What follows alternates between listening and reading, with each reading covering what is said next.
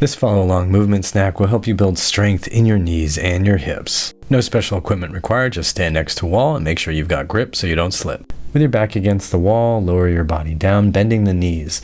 Position your feet so that your knees never end up going beyond the arch of your foot. Find whatever level feels comfortable and doable for you for 30 seconds. Here we go.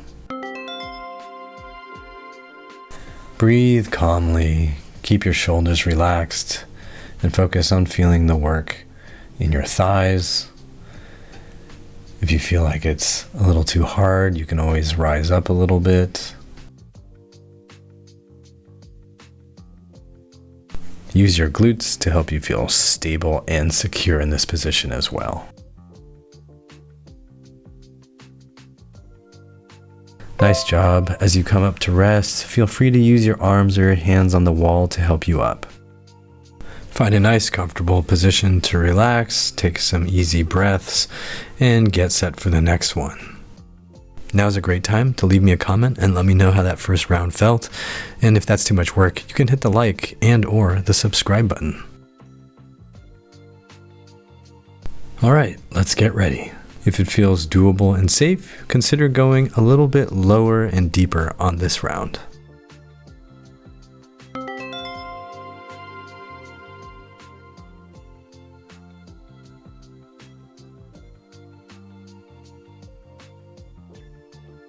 Calm breaths.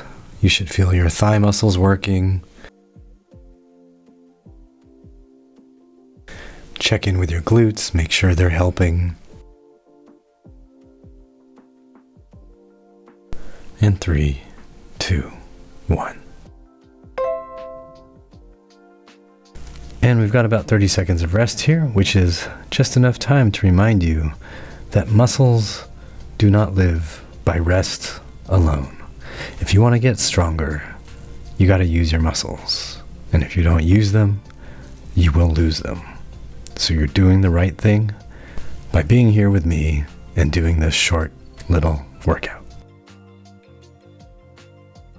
All right, last round, same height or a little bit lower if you feel like you can do it safely.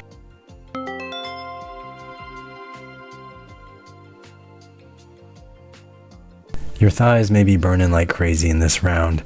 If you need to come up a little higher or you need to take little breaks, that's totally okay. Remember to calibrate based on what your body is telling you. Don't let your ego drive your decisions. If it's so intense you can't even breathe, you probably need to make it easier or take a break. Nice job. That's the end of the movement snack. Let me know how it felt. Drop me a comment. And a quick reminder that there are more movement snacks like this in the Healthy Hips program, which you can find at the link down below. And let's talk about some tips now. How often should you do this? Listen to your body for that answer. But as a general rule, 2 to 3 days a week is probably pretty safe. Doing this once or twice a day on those days is probably pretty safe. If you're doing it regularly and one day you just feel too sore to do it, maybe just skip it. If you're only doing it 2 or 3 days a week and you feel like your body would feel better if you did it more, then you can give that a try too. And if you feel like you need to do it frequently to feel good, maybe add some weight to build extra strength and stability so you don't have to do it quite so often. And please remember that slow is safe and fast is foolish. Don't try to go super low because your ego tells you to. Start high and gradually work your way down so you don't hurt yourself.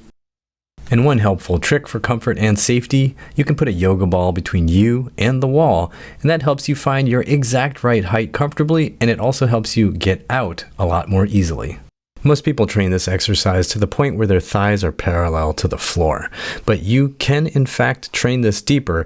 It's just going to be a lot more stressful on the knees, so be very cautious. When I want to get that deep, I prefer to have a ball against the wall. It makes it feel a lot more stable and secure, going down, holding it, and also coming out of it. And remember, you can also play around with foot position, wider, narrower, whatever you want. Let me know if you found this helpful, challenging, and what other body parts you want to work on. The Healthy Hips program and many of my other programs are linked down below, and you can also find them at uprighthealth.com/DIY. No matter how old you are or what stage of life you're in, I hope you always remember that pain sucks. Life shouldn't.